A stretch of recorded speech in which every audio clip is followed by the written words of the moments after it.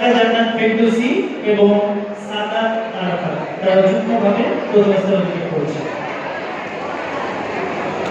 একটু হাততালি দিয়ে আমাদের শিক্ষার্থীদের উৎসাহ করার জন্য অনুরোধ করছি। দ্বিতীয় স্থান করেছে সামিউর রহমান আলিফ।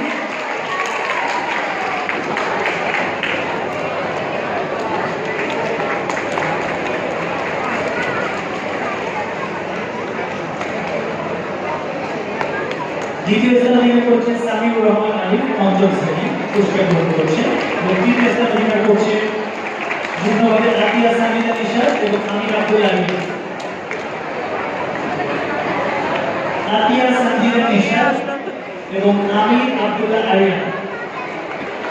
এবং দুইজন সান্ত্বনা পুরস্কার হিসেবে দুইজনকে সান্ত্বনা পুরস্কার দেওয়া হচ্ছে, সাজিয়া মুনতাহার এবং মুসাইফ নাওয়াল।